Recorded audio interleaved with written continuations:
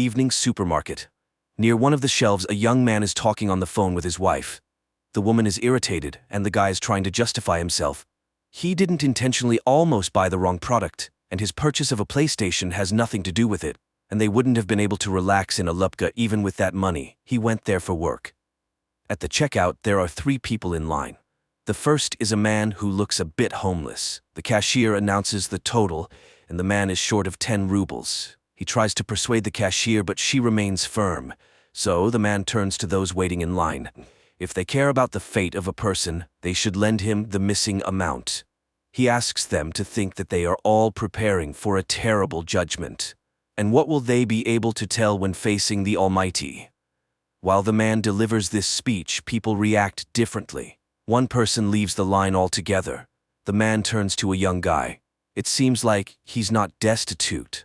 So, what are 10 rubles to him? A woman standing behind him takes out a coin.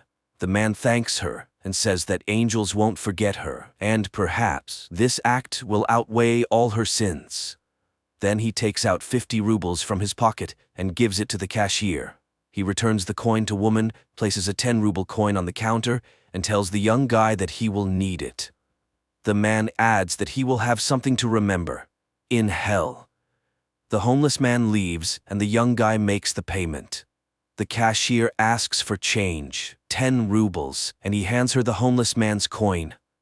The young guy exits to an empty parking lot. He continues his phone conversation, again justifying himself for some business trip and a woman whom his wife is jealous of. He sees the man who was sitting on the curb earlier. He approaches and gives him the coin because he doesn't need someone else's. The homeless man asks, is he afraid of burning in the fiery Gehenna? Perhaps he believes in the Lord? The guy confesses that he's not very religious, to which the homeless man inquires, so, after death he plans to become worm food? Is that the pinnacle of his life? The guy says he's a mathematician and believes in the exact sciences. He asks if there's any evidence of God's existence. The homeless man claims there is an undeniable fact. The guy starts making fun of him and suggests taking a break from doing nothing on the way back. The homeless man starts crying. The guy is confused about what upset him so much. He reassures the homeless man, telling him he's young and he has everything ahead of him. It's the right time to think about the future because it all depends on him. By the way, he mentioned earlier that he can provide evidence of God's existence. And the homeless man calmly says that he saw Jesus himself because he is the eternal Jew, the one who didn't let the Lord rest at his house when he was carrying his cross. He told Jesus that he would rest on the way back. Jesus agreed, but he would have to wait for him. The guy asks again, and this happened 2,000 years ago. The homeless man understands that it does indeed sound strange. He was amazed at first too, but then he got used to it. So, for him, the existence of Jesus Christ is a fact. However, he can't prove it in any way. He didn't keep a piece of clothing that Jesus wore, and how could he prove that it wasn't a piece of his own underwear? He doesn't have the cup from which Christ drank or the stone from under his cross. The guy concedes that the Jew saw Jesus. What was he like? The homeless man says he was just like everyone else, only tormented. He also doesn't remember his face. The guy remembers all the faces he's seen in his life. The guy is puzzled and asks again to tell him what happened. The Jew says that Jesus was being led past his house under guard. He stopped to rest, and the Jew forbade him to lean on his house. After all, he called himself the Son of God. It was outrageous, so he told him that he would rest on the way back, and God ordered him to wait for him. He couldn't know who he really was, and no one could. The guy asks if the Jew is ashamed that he didn't let Jesus rest. The homeless man asks, maybe that was God's plan? The guy asks if he tried to make amends for it. Maybe become a clergyman, for example. The conversation partner admits that he tried that many times, but no one descended from the heavens, and no indulgence was granted.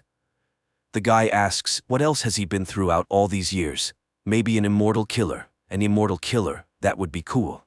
The Jew objects. Being immortal is cool in movies, but in real life, you need to find food, seek warmth, and wait, like waiting in line. He has already studied all the ads on the walls, all the holes in the couch, but people keep coming and going. It's no longer interesting to him who stood where in the hierarchy, whose place was more comfortable, who jumped the queue. The guy inquires, what is he waiting for? The second coming, or the end of the world? The homeless man nods, maybe both. No one knows when the end will come. The guy is puzzled again, but an ordinary person is afraid of death. So is the homeless man. He's eternal, but if you cut off one of his fingers, he won't keep living with 4 fingers. He's broken his bones many times. But what if a tank shoots him in the head? Will he be an undying headless man? The homeless man confidently says that won't happen. Hasn't he tried to end his life himself? The Jew nods. Of course, he even tried to hang himself in the very beginning. He hung from a tree for 2 weeks with excruciating pain in his throat until the branch broke. Later, in 1945, he was captured by the fascists and got scared. He tried to shoot himself. The gun jammed. It was exploded, shredding his whole arm with shrapnel. But everything healed. He came to Russia from Poland 40 years ago. The guy is curious again. Maybe he's just schizophrenic, and doesn't it bother him at all? How did he decide that all these events were real? The homeless man shows his arm. He made notches. 920, 1464, 1812. Decades pass. And he sits and thinks, maybe he scratched them yesterday, put the dates, as if 200 years had passed. And he asks for help to figure it out, like stabbing him with a knife, for example. But the guy refuses. He doesn't want to explain to the police that he saw Jesus and shouldn't have died. The homeless man shrugs, saying, that's how it works. They walk across the parking lot. The guy asks him to tell something from history. For instance, what was happening in the 1st century? The homeless man responds, well, in general, it was the same. Shepherds herded sheep and fishermen fished. The guy insists, but in the world, the significant appearance of Jesus, church reforms, any mysteries and intrigues? The homeless man, in puzzlement, asks, where does he know all this from? He also learned it from books. Now, the guy remembers where he was in August 2000. Throughout the ages, he just lived. He was in different countries. It's just that the body requires a warm place and a piece of bread. As for how neighbors reacted to him being eternally alive and forever young, they didn't pay much attention to him, and he didn't stay in one place for long. Does he know ancient languages? He does, but now they are considered dead, and who can verify them? The men touch upon the topic of space. The homeless man has seen many strange things, but he hasn't encountered extraterrestrials. The most pressing question, can it really be that in all this diversity of worlds, there are no other forms of life? The guy comments that it's all too profound for a homeless, possibly heavy-drinking man. The homeless man leaves, and the guy locks his car and follows him. He asks, why did Jesus punish him? Shouldn't he be all-forgiving? The Jew says that it wasn't Jesus who punished him at all. He cursed himself with his own words, and the Lord simply fulfilled his own wish. The biggest curse is not that he's been waiting for 1,000 years, but that he, like a dull shepherd, remained the same. A person who creates, lives a spiritually enriched life. The guy doesn't believe it. It just can't be. After all, he's been living for so long. He knows much more than others. Surely he met great people like Michelangelo or Nietzsche. To this, the homeless man retorts, how can you understand what they'll say about this specific person after death, that he was a genius? The guy asks how people lived, what they thought and what they believed in 1,000 years ago.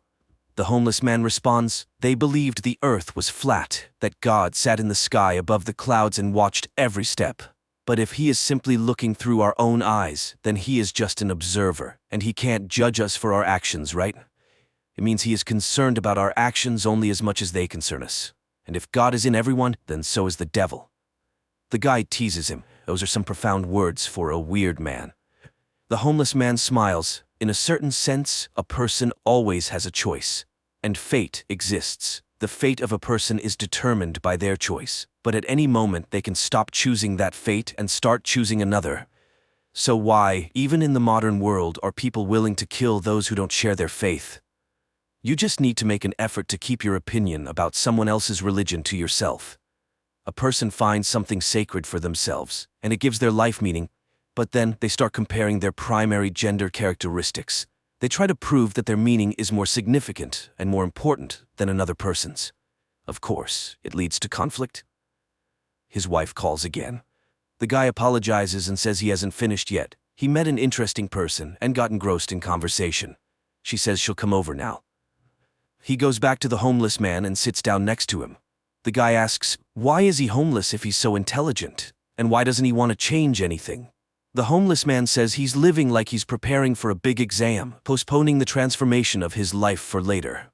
The conversation partner says he's living somewhat similarly, but he doesn't want to think about death. He's still very young after all. The Jew reassures him, you won't even notice how it passes. No matter what a person does, middle age arrives, and then old age. And deep down, every old man feels like a little boy. The guy says he doesn't want to think about old age and death. Probably that's why people invented religion, to make it seem like there's something after death. Then he smiles and says that he's been clearly fooled. His conversation partner hasn't lived for 2,000 years. He doesn't seem crazy, but maybe he has a special organism. Cells divide more frequently, the body constantly regenerates, unique genetics perhaps. Probably they can make medicine from his blood. It can't be that he hasn't done anything remarkable throughout his life. He was in Poland during World War II. Did he hide Jews? The Jew laughs. He is a Jew himself. It was a Polish family that hid him, and then they were discovered and taken as prisoners. That's when he tried to shoot himself. The guy laments, well, yes, times were tough. The homeless man disagrees. Times are always the same. The conversation partner is astonished, but how can that be? Everything has changed in the world. If you trace history from the Middle Ages to the present day, a lot has changed.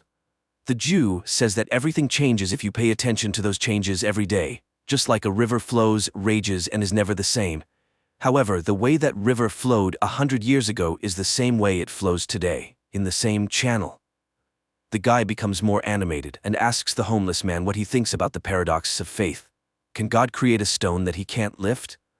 The homeless man explains, it's a paradox of the mind. If he's a scientific atheist, he'd agree that all information about the surrounding world enters the mind through the senses. The idea of God is in his mind, so the problem is in his mind. God in your mind can't create a stone in your mind that he's about to lift in your own mind. The guy is puzzled, but if he can't lift it, then he's not all-powerful. The homeless man advises him not to overcomplicate things in his mind. The conversation partner sighs. He would like to get some answers. The homeless man says he would like to get some answers too. For example, he wants to know what our purpose is, or what happens after death, or what one needs to accomplish in life. Then he asks the guy what he personally would do if he lived for 1,000 years. Seeing the guy pondering, he concludes, he would simply live and nothing else. On the first day, he'd jump for joy. And then? The guy is puzzled. How can one realize oneself as an immortal person then? After all, if humans are God's creations, why did he create them? There must be some meaning to it, right? The homeless man agrees. There must be, but he doesn't know it. And he doesn't know a single person who has realized themselves. Even those who entered history feel like something is missing. Take Hitler, for example. Even if one imagines that he genuinely believed in the ideas he propagated and wanted to change the course of history, did he realize himself? No. He spent his entire life becoming and embodying the caricature of a villain with a mustache. Did he realize the spark inside him, the one that made people stand up and follow him? He doesn't know if one can realize themselves within the framework of our world. So how can a person get to heaven if there's a devil inside them? The homeless man says that all human emotions are manifestations of fear. The part of a person that lives in that fear experiences eternal torment in hell, but the other part of them is love. Even in the Bible, it's written that God is love. To get to heaven, one must choose God within themselves. The guy asks, are you God? The homeless man laughs. He's unpredictable. Sometimes he calls him a homeless man, and sometimes God. He's a human being, but in him, just like in everyone else, there's a bit of God, a bit of love. But surely God must have had a purpose for him. He can't just have left him to live forever and await the end of the world for no reason. There must be meaning in all of this. And the Jew retells Plato's words. Horses are born and die, but they're just embodiments of the idea of a horse, which lives forever. Likewise, people are born and die, but they're just embodiments of the idea of a human, which lives forever. It will live until the end of humanity. Their meeting has no symbolism. He can consider that he just met the idea of a human, which he's always met, even in the mirror. All of them are embodiments of the idea of a human. Tall, short, sad, happy, lazy, successful, full, gloomy, and open. They all think they are unique, but new ones come to replace them. Year after year, century after century, they were children yesterday, and today they are already old. But even so, new ones come to take their place, running, jumping, munching, and leaving in just the same way. A phone notification rings. A woman walks around his car in the parking lot. The guy introduces the homeless man, saying he's the one who has seen Jesus himself. The woman thinks he's mocking her. She drove across the entire city, and he's here with a vagabond. The guy tries to explain. Then a man with the same face as the homeless man approaches and yells at him. He's been looking for him for over an hour. Bags won't carry themselves. The homeless man leaves with him. The guy is bewildered. They are identical. The woman says he's gone mad and gets into her car, driving away. The guy gets into his car and looks in the mirror. The eyes of Ahasverus are looking at him.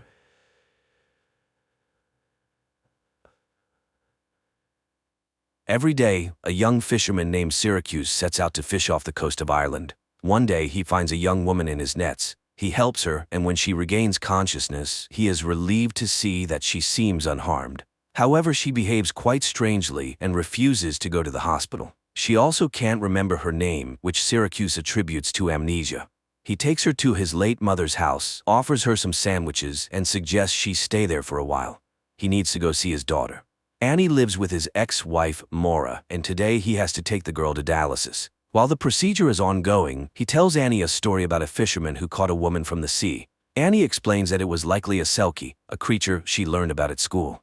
Sometimes they come ashore until the sea calls them back. After the procedure, Syracuse takes Annie back to her mother, who is eager to show her the new electric wheelchair she received.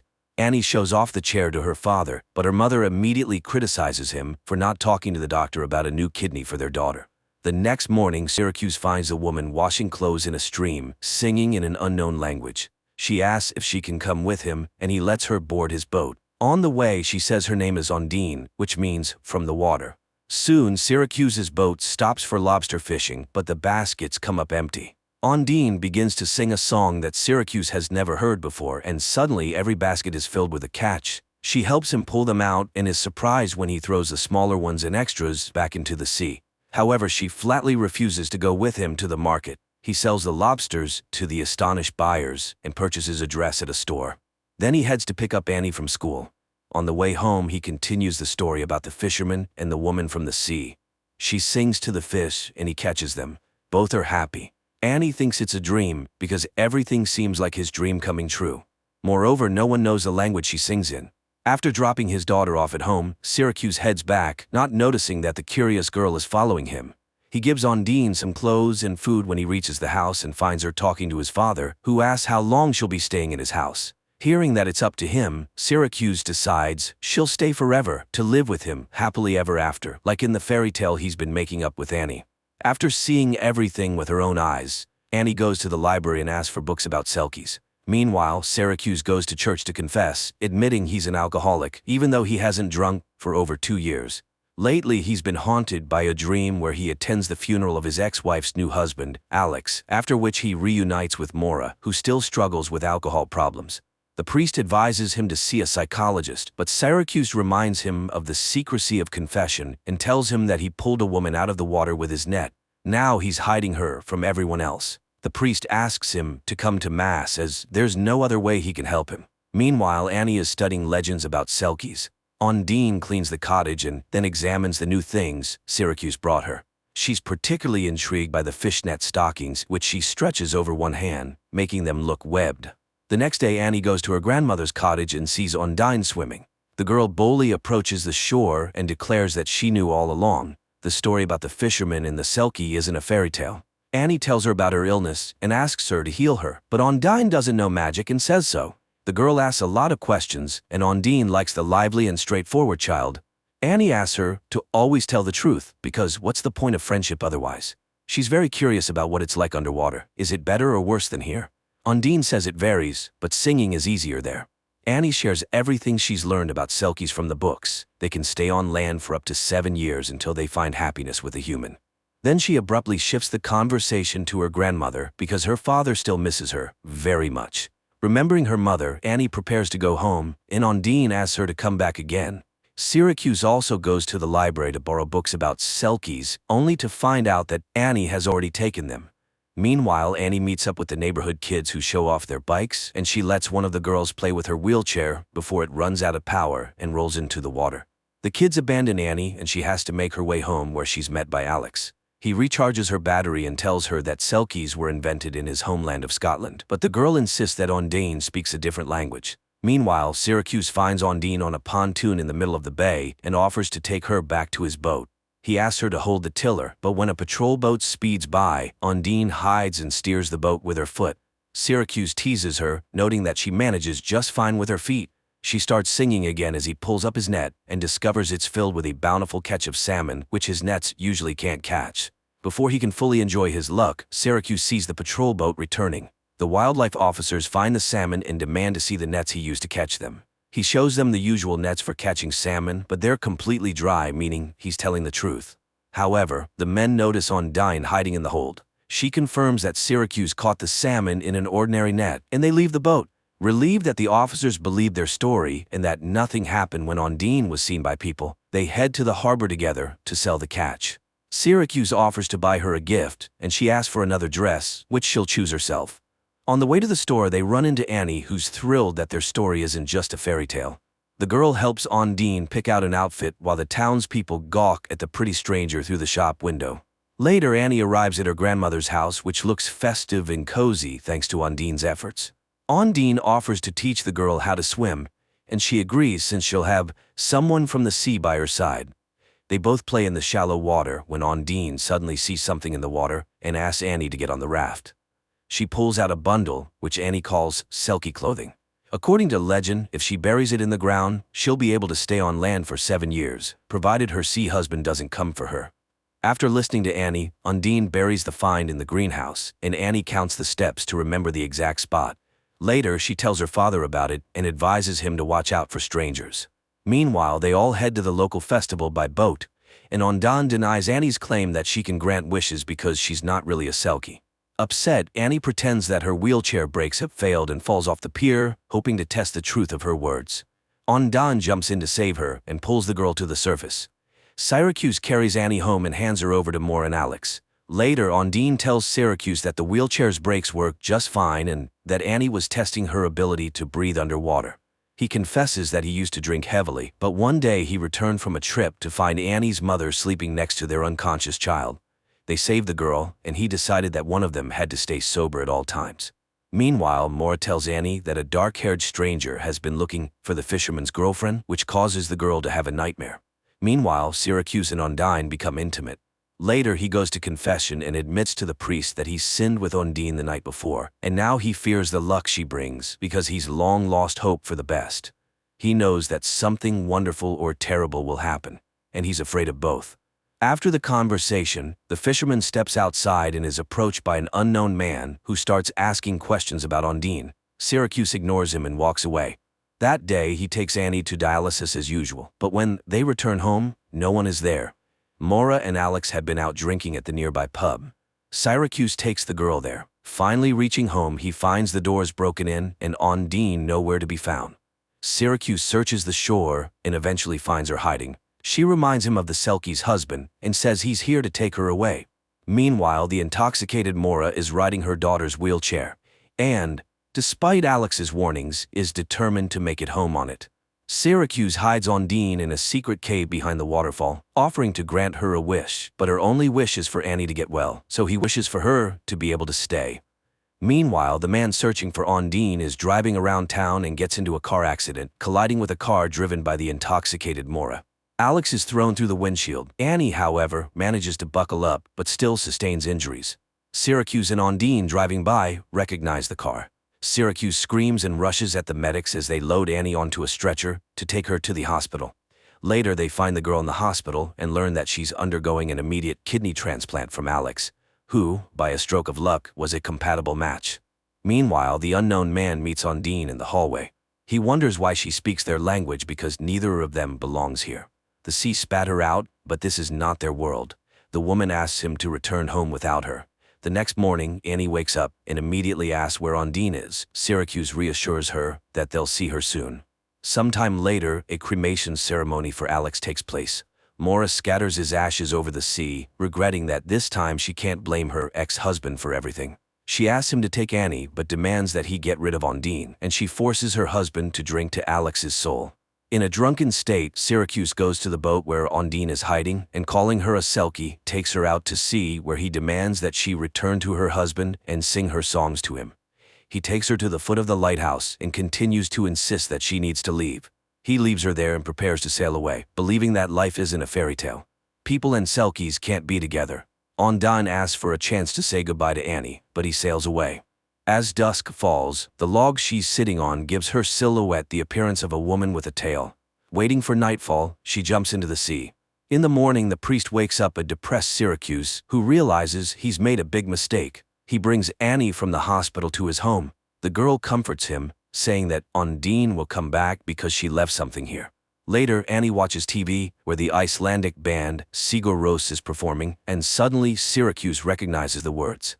He realizes that Ondine was an ordinary woman and rushes to the lighthouse. At first, he can't find her anywhere and runs along the shore, shouting, but soon he sees a fire where Ondine is warming herself. At first, she says she's a sea creature who found her magical clothes and buried them so she could stay forever with the family she loves. But Syracuse demands the truth, and then Ondine admits that she was a courier delivering illegal substances from Romania. She was in a boat with a backpack full of substances when the police closed in. Her guard threw her into the water because he couldn't swim. She swam until she couldn't anymore, and then she drowned. But she got caught in Syracuse's net. The girl tells him her real name, Ioana.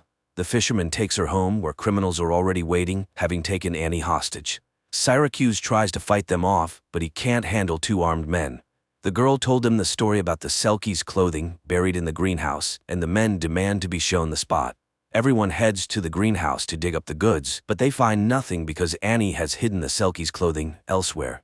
Ondine promises to stay with Annie, and she admits that she hid the package in the lobster crate. Everyone heads to the boat, but when the criminals lift the basket, Annie reminds Ondine that she's a selkie, and they are not. Ondine throws one of the villains overboard. He drowns while Syracuse throws the other Romanian into the water, disarming him. The arriving police arrest the criminal along with Ondine, who faces deportation unless she gains citizenship, or she could get married. Later, Annie goes to confession and says that her father's getting married soon. Even though she wasn't a real selkie, but you can't marry a seal, can you? In the final scenes, a girl in a white dress and a fisherman in a suit sail off on their boat for a honeymoon, bringing to life the fairy tale about the happiness of a human in a selkie. That's where the movie ends.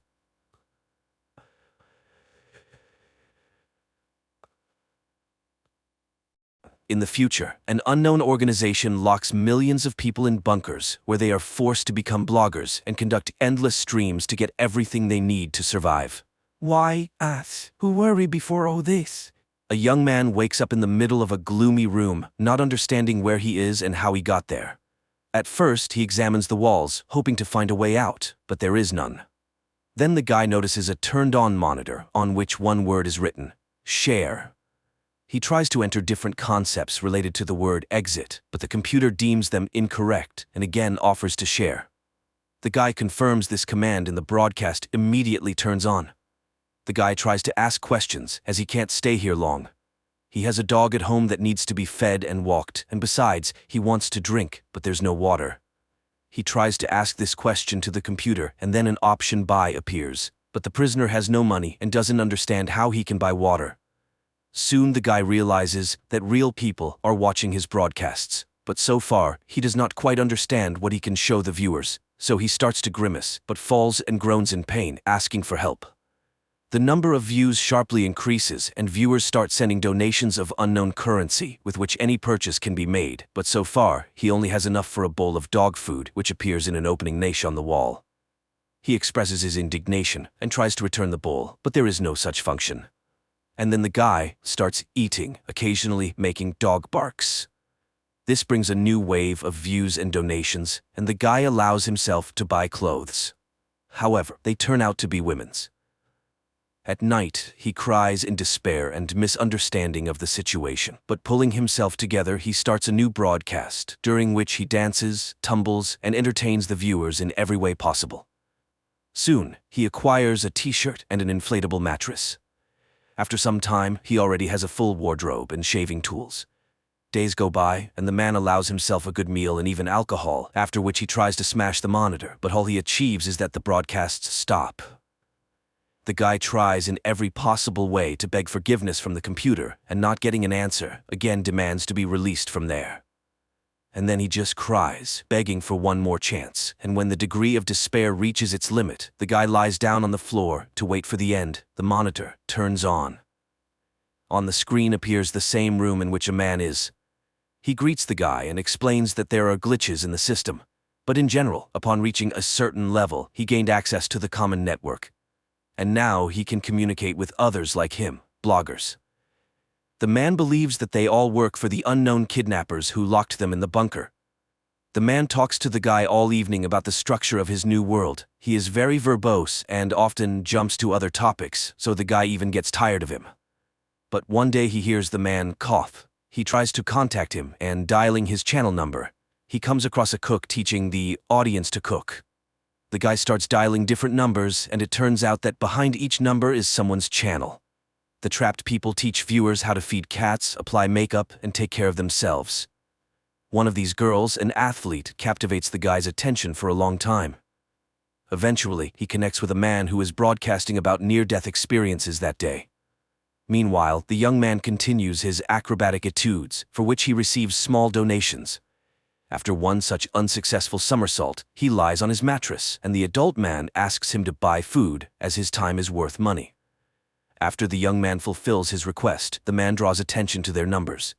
The young man is under number 14, while the man is 6395873. Does the young man really think he appeared here before him? Everyone in the network is trying to figure out who locked them up here. There are theories about aliens and space, and one boy convinced everyone that they are asleep and undergoing a test.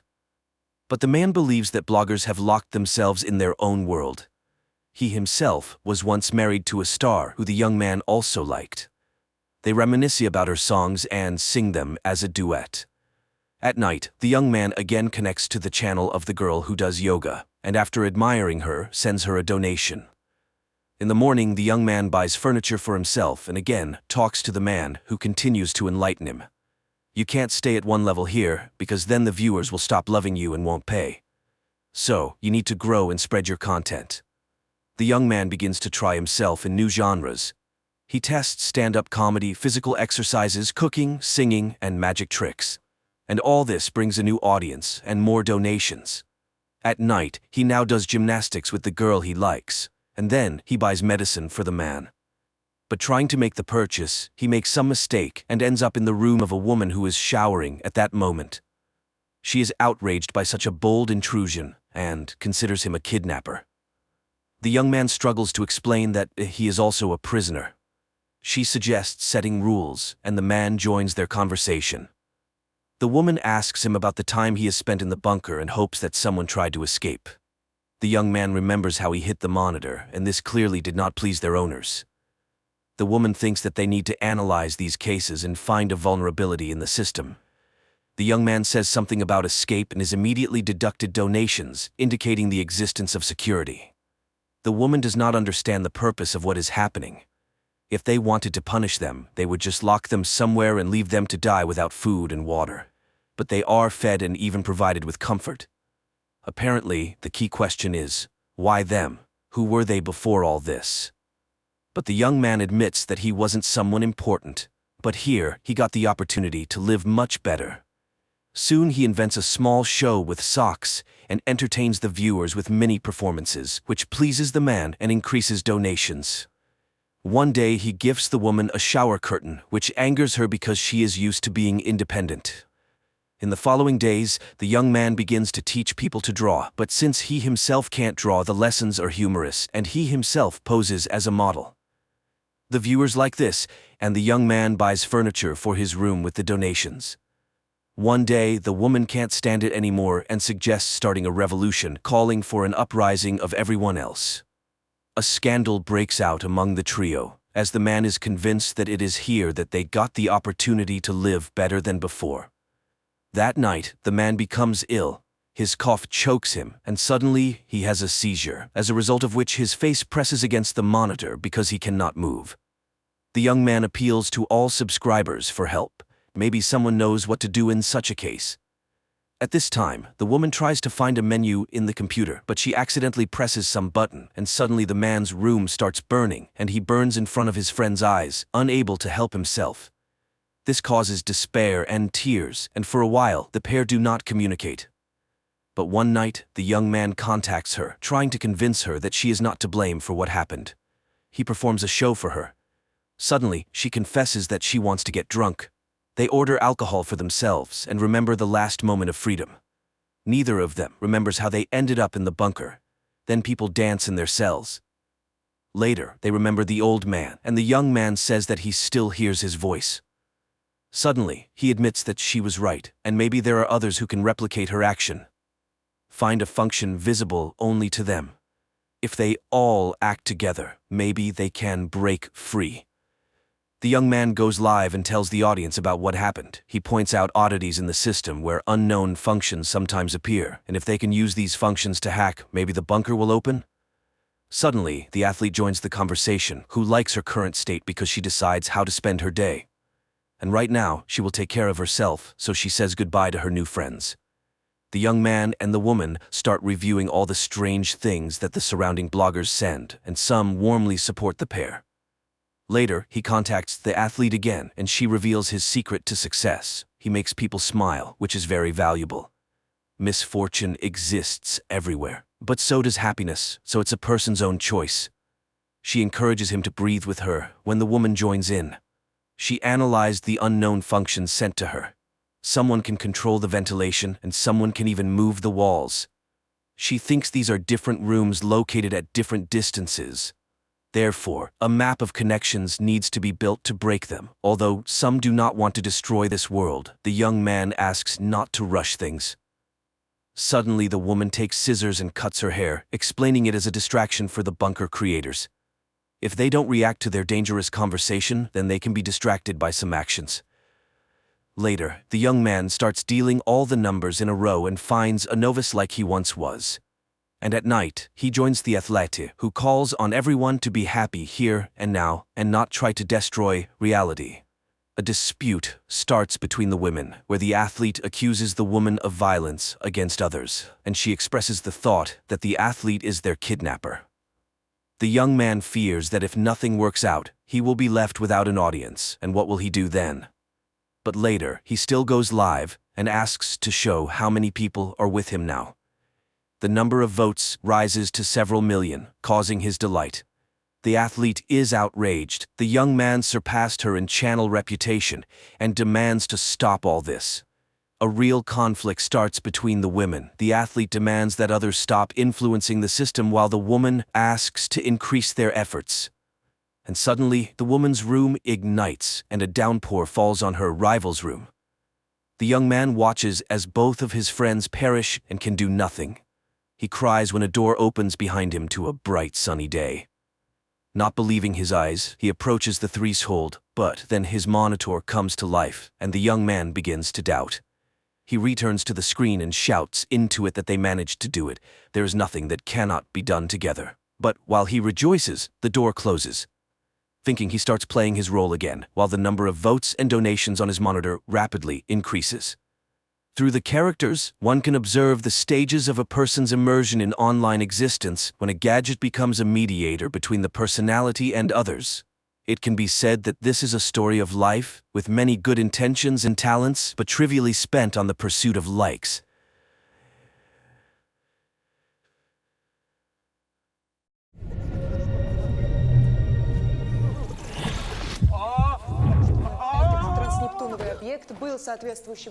One day, an 11th grader named Nikolai comes to school and immediately gets into trouble with his classmate Victor.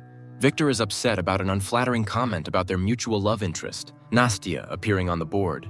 Victor drags Kolya to the classroom, but Kolya tells everyone that this is nothing compared to what awaits them in the future. After all, an alien spaceship is already on its way to Earth. However, the pilot made a mistake and arrived in the wrong place, accidentally catching the signal of Kolya's best friend and avid gamer, Fima. Thanks to this mistake, Earth will soon join the Star Federation, which will immediately accelerate progress in all areas of knowledge and medicine.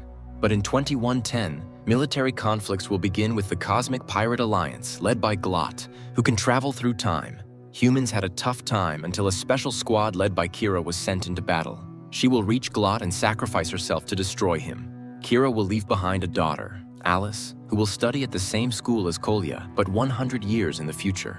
However, Alice finds studying completely uninteresting. Some of her classmates of alien origin pay attention to her and offer friendship, but the girl's mind is occupied with entirely different thoughts. On this day, she returns from school, greets the robot Werther, and shows off new bracelets that allow for creating combat simulations. Werther immediately helps her pass a level, fighting 3 space pirates at once. At the most inopportune moment, her father, Professor Seleznev, appears in the simulation and gets hit in the nose. Alice immediately stops the fight and helps the injured. Here, the father notices the bracelet, which turns out to be sent from the military academy named after her mother, where she applied for admission. The man is outraged by her decision, but Alice reminds him that after the battle, her mother's body was never found, so she could very well be somewhere in the past. Alice takes her father to the tree growing in the middle of his bio-laboratory. An unmistakable heart silhouette, 100 years old, is visible on the bark. Could this be a message from her mother? Moreover, the robot has already found a similar woman in the past, a physics teacher from Moscow named Margarita. Coincidentally, she turns out to be Kolya's teacher, and in her time, she is rushing to the classroom where the boys are sorting things out. Understanding the situation, the teacher stops the fight. Kolya gets a reprimand and is ordered to erase the nasty comment he wrote on the board.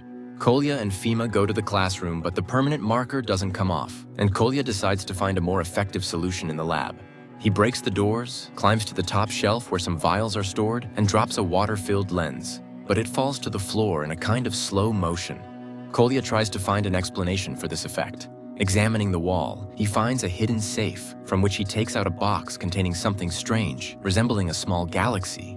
Suddenly, this object gets absorbed into Kolya's palm and he starts to convulse, while a voice whispers to him that the Cosmian has reappeared in the system.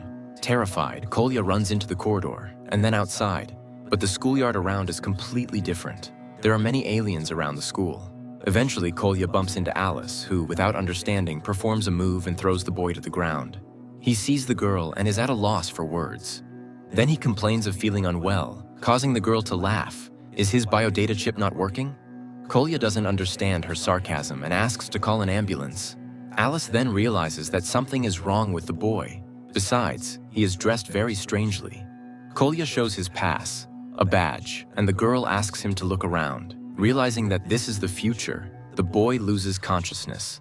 Meanwhile, in a space prison, a pirate named Jolly, because he is always laughing, escapes from his cell, comes to the cell of the space pirate Glot, and admits that he has been recognized as the captain of the Alliance. But Glot reminds him that without the Cosmian, they won't be able to conquer even the most underdeveloped planet. He can feel its waves and can find it. Jolly agrees to cooperate and frees Glot. Glot uses his mental powers to force the guards to self-destruct, and the pirates escape. Meanwhile, Kolya regains consciousness and is frightened by the robot Werther. Alice confirms that it is the year 2124. She shows him a view of a futuristic city with blooming sakura and white bridges. The temperature is now controlled by humans. Machines are used as needed. The meat they eat is artificial. At this time, Professor Seleznev comes to the laboratory. Learning that the boy somehow traveled from the past, he begins the analysis and finds that Kolya's body contains a cluster of exotic matter with variable gravity, what they call the Cosmian. Kolya explains where and how he found this object. Learning that his physics teacher is named Margarita, Alice immediately understands that this is her mother. After this news, the father shows Alice a letter. In it, the missing wife explains that because of the Cosmian, she ended up in 2014. The problem is that with its help, one can only move exactly 100 years. Kira changed her details and hid securely so that the pirates wouldn't find her. She asks her daughter to look after her father, and she will always be proud of her. Alice runs out of the room in tears. Kolya rushes after her. Alice, sitting under the tree, tells her virtual father everything she thinks about him. Werther leads Kolya to this place and explains that meeting oneself in another time leads to a continuum failure. And then the space pirates appear. Glot captures Kolya with his mental power, but Werther manages to activate the alarm signal. Glot reports that they can't take the Cosmian while the boy is alive, and the pirate Jolly prepares his weapon. But Alice rushes into the fight, using bionic arms. The professor appears, trying to stop the fight. However, Kolya, obeying Glot's mental power, shoots the professor. An energy release occurs, and reality begins to change. Alice, Kolya, and the pirates find themselves in the middle of a highway in 2024. Alice and Kolya run away, and Jolly chases them, jumping on cars. Werther helps the kids, and when the pirate catches up with the pair and stabs Alice with a sword, it turns out to be her hologram. Then the pirate cuts the robot in half. Angry, he complains to Glot, but Glot takes control of a motorcyclist and knocks his partner down. However, Jolly gets up and finds Kolya's pass card on the road. Now he knows which school he attends and plans to do without Glot. Meanwhile, Kolya and Alice ride away from this place by subway. Kolya takes the girl to his home. He explains to his mother that Alice lost her keys and cannot stay outside, and she allows the girl to stay overnight. At night, Kolya admits that he writes texts and performs rap dedicated to Alice. This makes an impression on her. Meanwhile, Jolly tries to get to the school, but taxi drivers take him for a lunatic. So Jolly grabs a smartphone with a mapped route from one of the taxi drivers and heads to the place on foot. And physics teacher Kira sees a news report about the incident on the road and recognizes the pirate Jolly. The next morning, Kolya brings Alice to school, where Nastya mistakes her for his new girlfriend and starts to harass the couple, not letting them pass. Then Kolya sees his physics teacher Kira, catches up with her, and starts telling her what happened. But the woman notices Fima and is puzzled because he should be at Kolya's apartment playing. The conversation is interrupted by the appearance of Jolly, who, seeing Kira, proposes to settle the matter peacefully. But the woman engages in a fight. The pair wreck everything around, and eventually, Kira ends up in the physics classroom, where Alice, Kolya, Fima, Nastya, and her new boyfriend Victor are hiding. They barricade themselves inside, Jolly breaks in, and Alice asks Kolya to take them to the future. But to activate the Cosmian, strong emotions need to be evoked in Kolya. And when the pirate breaks through the wall, Alice kisses Kolya. Temporal vortices start immediately. Taking advantage of the pirate's confusion, Kira cuts off his arm. The whole team is transported to the future. However, it is not at all a wonderful place. The school is destroyed and battle robots are flying outside. Kira hits one of them with a sword and its outer mask falls off, revealing the robot assistant Werther underneath. He explains why the world has changed.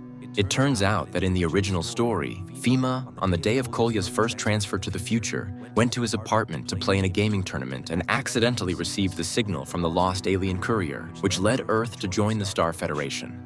But in the new reality, Glot, who ended up in the past, directed Fima to school instead of the tournament and took the signal himself. Earth turned into a Pirate Alliance outpost, enslaving humanity and forcing them to work for a bowl of soup.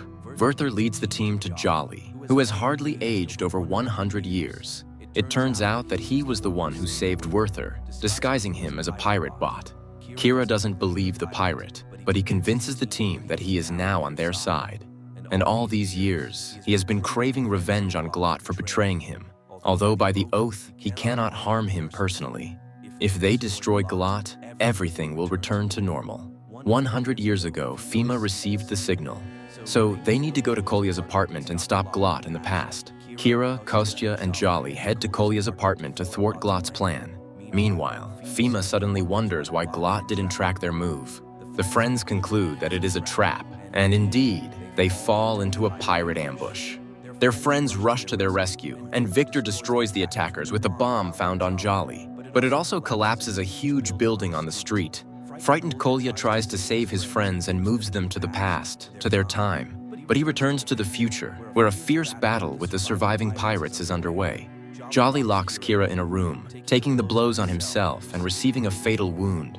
Glot appears, happy to announce that he is now free from the oath. He waits for his former comrade to die. In the past, Kolya's friends run to his apartment, where they find Glot. In the future, Kolya, Kira, and Alice also arrive at Kolya's apartment. He tries to move to the future, causing the realities to fluctuate, merging and diverging. In the past, friends beat each other on Glot's orders. And in the future, also under Glot's influence, Alice starts to strangle Kolya. She tries to resist Glot's mental command, but she can't. Kolya dies. Glot of the future receives the Cosmian. Alice, freed from his influence, rushes to revive Kolya, but it's all in vain. But when the girl starts crying over him, he suddenly opens his eyes. At this time, Glot absorbs the Cosmian. Alice tells him that her mother is still alive and she can defeat him again. But he reminds her that 100 years ago, in this apartment, he killed Kira and Kolya's friends. Kolya disputes with Glot, claiming that in the past, his friends can still defeat the pirate. Angered, Glot offers him to see it for himself and moves them to 100 years ago in the past. But when Glot, Alice, and Kolya arrive in 2024, the future Glot meets the past Glot, causing a continuum failure, making Glot multiply first and then disappear. This was Kolya's plan. The unclaimed Cosmian begins to work on its own until Kolya reaches for it. However, the resulting anomaly throws Alice and Kira into 2124. Kolya ends up in an intertemporal space, from where he is thrown into his 2024. He wakes up in a hospital, where the jubilant FEMA reports that he managed to receive the signal from the alien courier, and this restored history to its original course. Kolya realizes that the Cosmian inside him is gone, and now he can no longer travel through time, and he will never see Alice again. Meanwhile, Alice and Kira find themselves at their home and see their husband and father alive and well. It turns out Kolya wrote him a warning letter that was delivered 100 years later, and he managed to substitute his hologram under the pirate's shot. Later, Kolya and his friends plant a tree as a symbol of caring for the future. Kolya draws a heart on the tree, and Alice receives this message in the future, understanding that the boy remembers her. This is where the movie ends.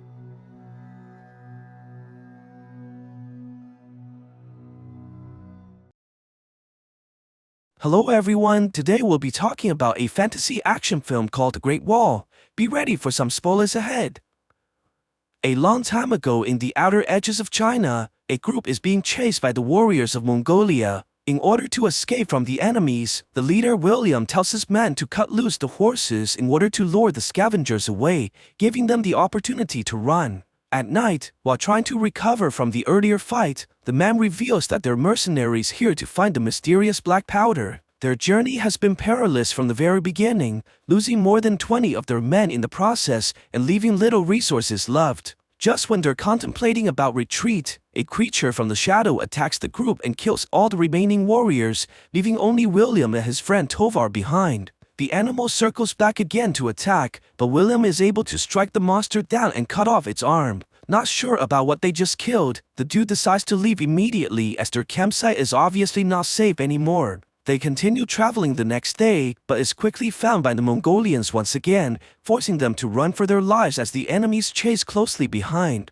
The two eventually arrive in front of the Great Wall on the outskirts of China and is quickly stopped by a barrage of arrows that barely misses them. With little choices left, William decides to surrender to the Chinese instead of being captured by the Mongolians, hoping that the former can spare their lives. The commanders of the Great Wall are shocked to see the giant claw that William has brought with him, and Commander Lin demands to know where the main character has acquired it. When they hear the man say that he killed the monster by himself, the Chinese commanders laugh at William mockingly, not believing a single word he said. However, Strategist 1 thinks that the foreigner's stories may be real, as the men's weapons and clothing are covered in the creature's blood. Before they can decide on the two men's fates, a scout rushes in and reports that they have spotted enemies from the observation towers, rushing towards the wall in great numbers. General Xiao immediately orders the armies to get ready for battle, and the two men are quickly taken onto the wall, where a large army of soldiers in colorful armor stand by for the siege. William is amazed to see the glory of the army, as the soldiers all work together perfectly despite their different roles, which are indicated by their armor's colors. What stands out from the rest of the army are the soldiers in blue, which are led by Commander Lin and composed of only women.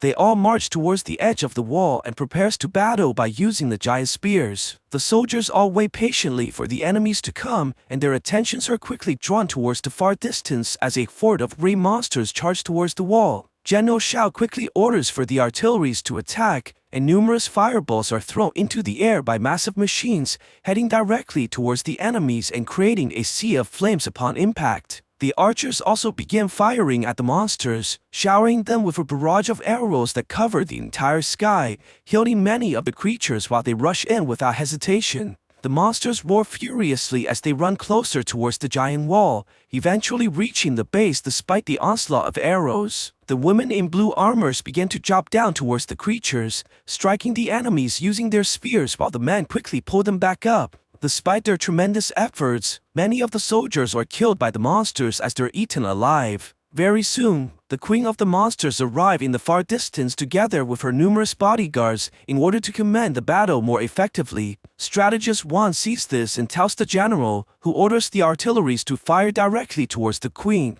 but the bodyguards are able to block the attacks quickly, protecting their leader in the process. The queen roars furiously towards the humans and begins communicating with her minions, ordering them to change their strategy and use their bodies to climb the walls. The monsters are able to climb the structure very quickly and begins mauling the soldiers, throwing them off the wall using incredible strength. William desperately tries to break free with Tovar after seeing the dangers, and surprisingly, they're released by another foreigner named Ballard who cuts their ropes immediately.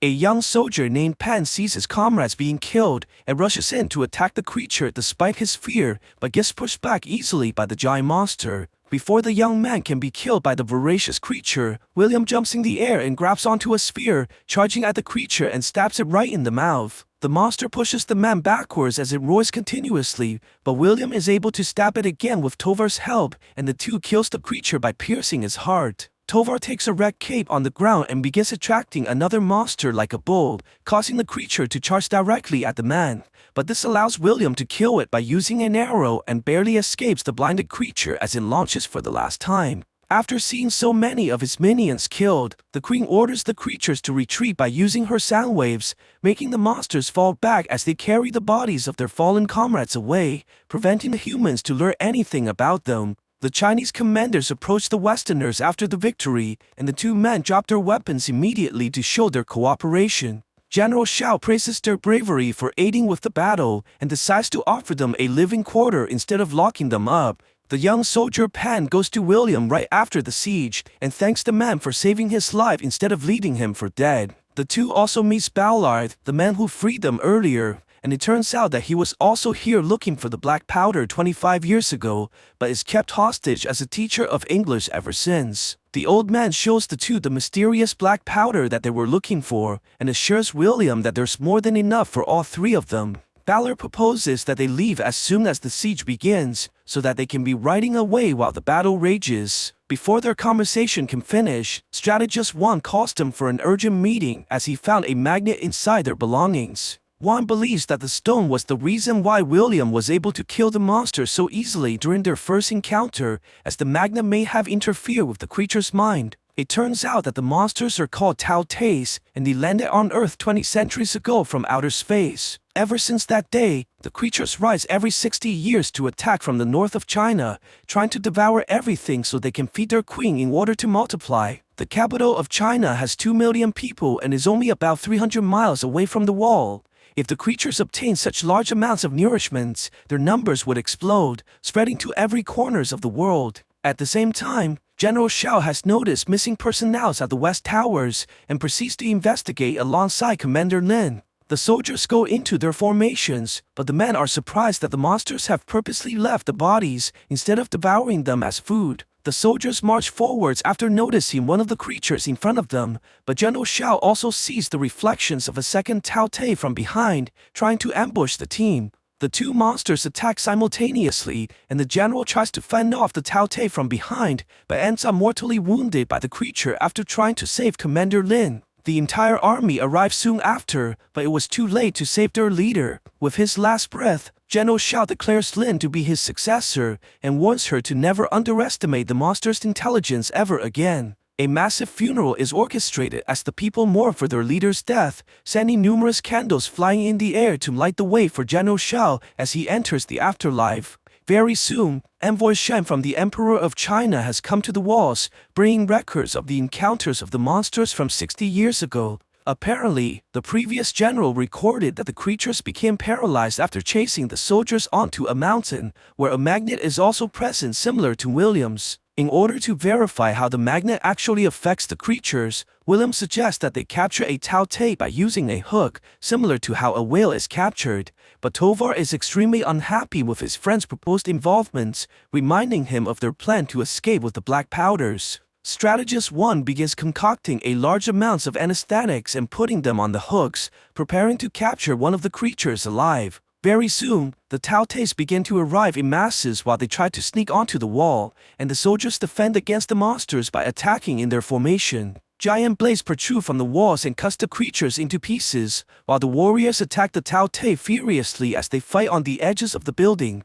Lin orders to fire the harpoons, and the giant hooks launch towards the enemies, hitting many of the monsters and trapping them with the chains. However, the creatures soon realize the people's intentions to capture them and begins ripping apart the hooks, all breaking free from the restraints except for one. At the same time, Valor is trying to convince Tovar to leave the wall right now while the battle is in place, but the man refuses to abandon his friend. William is also contemplating about abandoning the Chinese army, but in the last moment, decides to return to help the commanders capture the last Tao Te that's in chains. In order to isolate the creature from the others, the army fires numerous bombs around the monster, creating a field of flames that surrounds the entire area. Realizing that the chains won't last much longer, William drops down into the fields by sliding across the meadows and finding the monster unconscious on the ground. He ties the creature up so that it can be retrieved, but is quickly attacked by hostile enemies as he tries to fight for his life. Luckily, the man is safe from the ambush as Tovar appears to the rescue, saving William in the process and blaming the man for not following their plans to escape. Their arguments are interrupted when more Tao Tes begin to attack from the fogs, but the two are able to kill the creatures together by using their teamwork and shooting the monsters in the eyes. As the fight continues, the monsters begin to bypass the wall of flames and surrounds the men in large numbers, charging directly at them. But the Chinese army is able to fire numerous bombs at the location, killing the Tao Tes with explosions and saving the men's lives. They quickly put the giant beast inside a cage and begins experimenting the magnet's effects on the creature. Surprisingly, as one approaches the monster alongside the rock, the creature eventually stops moving altogether, proving the effects of the stone. Envoy Chen demands to bring the Tao Te to the emperor right away despite Wan's protest, but the order came directly from the king himself. After the envoy leaves the wall, the army detected more movements from the monsters at the base of the building and begins to investigate as the armies descend to the bottom. To their shock, the creatures have dug a giant hole through the base of the wall, using the previous battles as nothing more than ploys to blindside the armies. Meanwhile, Valor and Tovar are stealing the black powders and plans to escape the Great Wall as the armies are busy investigating the monsters, but they're stopped by William, who wants his friend to stay and fight for a greater cause. Tovar believes that William is blinded by optimism as he thinks that the people have no chance against the monsters' armies. While they're arguing, Ballard knocks the main character unconscious, telling Tovar to leave his friend behind as this would be their only chance to run. General Lin soon discovers the escape of the Westerners and is furious at William for his betrayal, despite the man claiming to have tried to stop his friend. Her anger is only tempered when she hears the young warrior Pan, who vouches for William as he claims to have witnessed the men trying to stop the escapees. She orders to have the traitors captured right away and locks William in the cell so that he can no longer interfere with the army's plans. In order to catch up with the hordes of Tao Tes, Lin decides to use the hot balloons as a method for travel, but the inventions are not tested and poses great danger for its users. Numerous people died as they tried to ascend into the skies by using the black powders as fuel for the vehicles, leaving only a handful of soldiers heading towards the capital. Pam releases William soon after, and the man rushes to the outside where he meets Wan, demanding to know what's going on. The strategist tells him that they have failed to prevent the Tao Tes from breaching the walls, and the general has ordered for his release as she heads towards the capital herself. Wan tells William that the only chance they have now is to kill the queen, as her death will also disable all her minions. Instead of leaving like Wan suggested, William decides to go after Lin so that they can save humanity from being destroyed. At the same time, General Lin has arrived inside the capital, only to see that the place is overrun by the voracious creatures. They try to make it to the palace, but are quickly attacked by numerous Tao Tes and grounded by the creatures, while they desperately fight for their lives. Lin is quickly surrounded by the monsters as they roar furiously at the woman, but before she's killed, William arrives to her rescue and grabs her into the air, using the grenades to repel the monsters as they fly into the palace. They're able to retrieve the Tao Te that was captured earlier, and Wan decides to load the creature with bombs. They plan to travel inside the sewers and feed the monster before releasing it towards the queen so that they have a chance to kill her by using the explosives. However, their plan doesn't go smoothly as the creatures have discovered their location and kills the majority of their team, leaving the young warrior Pan wounded but still alive. Suddenly, numerous Tao Tes charge into the underground tunnels, and Pan decides to sacrifice himself by blowing up the grenades, killing the monsters and blocking the pathway as well. Not having any time to mourn, one quickly opens the doors to the outside and they release the monster that's tied up with the bombs. The creature wakes up immediately after the magnet was removed, and just like they planned, it begins devouring the meat that was provided and runs to the outside, trying to give it to its queen. The three arrives inside the tower, and one stays behind to guard the door using the magnet, as William runs to higher grounds with Lynn,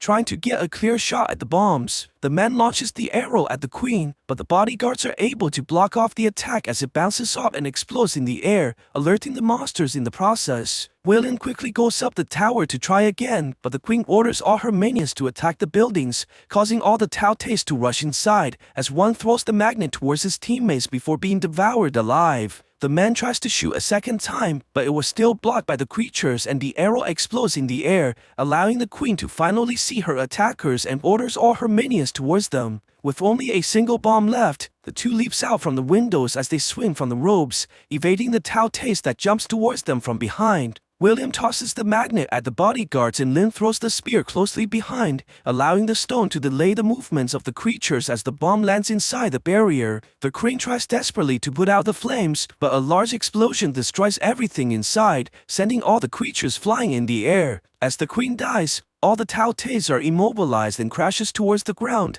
leaving thousands of bodies in the palace as the humans are finally victorious. Sometimes later, William rides back to the Great Wall and finds his friend Tovar in the holding cells after being captured by the Chinese army. He tells the man that the emperor gave him a choice between Tovar's life or the powders, but William chose to save his friend, realizing that friendship is more valuable than any material gains. He rides off into the far distance alongside the army's escorts, while General Lin looks at him from the walls to express farewell. William looks back as well before he leaves and has a good feeling that he'll come back to this place in the future.